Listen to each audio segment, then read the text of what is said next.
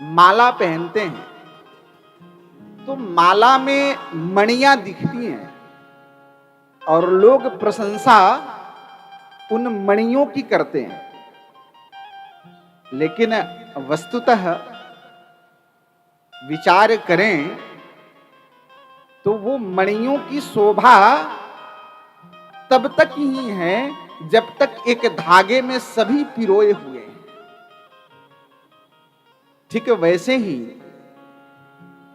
इस श्रीमद् भागवत कथा आयोजन समिति बलदेव पार्क के जितने भी सदस्य हैं सब उस मणियों की समान हैं और उन सभी मणियों को पिरो करके रखने का कार्य एक धागे के रूप में हमारे संजय बंसल जी करते हैं, जो सभी के अंदर प्रवेश करके और इस कथा समिति आयोजन को जोड़ करके रखा है और इतना भव्य, इतना दिव्य, इतना सुंदर यह आयोजन यह कर रहे हैं। यह ठाकुर का अद्भुत अनुपम अनुग्रह है। यह आयोजित कथा, जिस कथा को हम श्रवण करने के लिए बैठे हैं, यह कथा अनादिकाल से ऋषि परंपरा से अरबों खरबों वर्ष से इससे सत्पुरुष, महात्मा, साधक, भगवद भक्त और जो अपने जीवन को श्रेष्ठ बनाना चाहते हैं, ऐसे सत्पुरुष इस श्रीमद् भागवत कथा रूपी अमृत का पान करते हुए आ रहे हैं। इतने वर्षों से, इतने हजारों लाखों वर्षों से यह कथा रस जन जन तक बांटी जा रही है।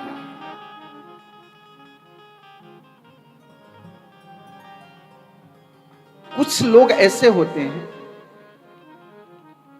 कि कुछ विशेष वस्तुओं को स्वयं पीना पसंद करते हैं कि यह बहुत अच्छी वस्तु है तो इसे मैं पीऊं, पहले अपने ग्लास में लेते हैं। कहते हैं कि भाई इसमें स्वाद बहुत अच्छा है इसलिए इसको पहले मैं पी लूं। यह मान करके व्यक्ति किसी अच्छे वस्तु को अपने लिए एक सीमित ग्लास में उसे लेकर के पीने लगता है। लेकिन यह श्रीमद् भागवत कथा आयोजन समिति वास्तव में यह साधुवाद के पात्र हैं कि जिन्होंने यह कथा का आयोजन केवल अपने लिए नहीं अपितु जितने भी इस नगर में लोग हैं उन सब के लिए यह कथा रूपी अमृत बंटवाई। कहे कि भैया आ जाना और मैं एक ऐसी दिव्य कथा अमृत का आयोजन करने जा रहा हूं जिसको जो अपनी श्रद्धा से अपने ग्लास में रख करके पिएगा उसका जीवन धन्य हो जाएगा। आ जाओ। सबको निमंत्रण दे करके इस कथा में बुलाया। यह ऐसी पावन मंगलमयी यह कथा है कि जिस जिसके कान रूपी ग्लास में यह श्रीमद् भागवत कथा का एक भी प्रसंग, एक भी श्लोक पढ़ता है तो कहते हैं कि यह कथा में वह सामर्थ्य है, इस कथा में वह शक्ति है कि कान में पड़ते ही उस जीव की प्रीति अपने आराध्य इष्ट भगवान श्री वृंदावन बिहारी श्री बांके बिहारी जी के चरणों में हो जाती है। कहे कि उस प्रीति का लाभ क्या है? कि भाई भगवान के चरणों में, श्री वृंदावन बांके बिहारी के चरणों में हमारी प्रीति हो जाए तो उस प्रीति का कोई फल है? कहे कि है।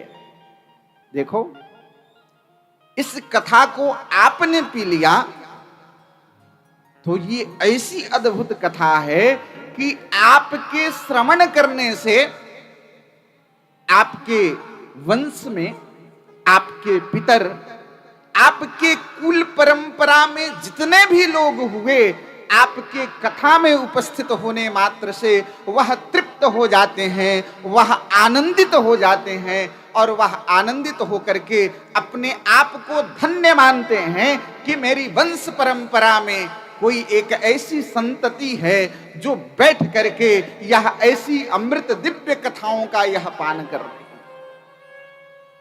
ये वो पावन मंगलमयी कथा है। कहे कि महाराज, श्रीमद् भागवत महापुराण हम घर में बैठ के भी तो पढ़ सकते हैं, सुनना कोई जरूरी है क्या? शास्त्र ने बताया। भगवत प्राप्त संतों ने कहा कि देखो, सुनने का बहुत महत्व है। कैसे सुने महाराज? क्या ऑडियो या वीडियो से सुन लें? कहे नहीं, किसी आप्त पुरुष के द्वारा, जो परंपराओं में जिससे प्राप्त हो, ऐसे सत्पुरुष, ऐसे आचार्य, ऐसे महात्मा की सन्निधि में बैठ करके यदि आप श्रीमद् भागवत का एक भी अक्षर श्रवण करते हैं तो इसके अनंत गुणा पुण्य है, इसके अनंत गुणा लाभ हैं। यह ऐसी परम औषधि रूपी कथा है, जिस कथा को श्रवण करने के लिए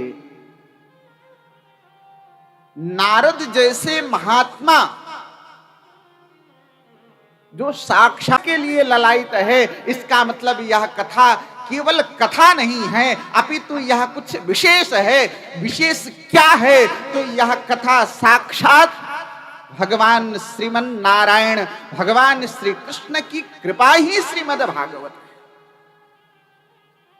ऐसी पावन मंगलमयी कथा का आयोजन इस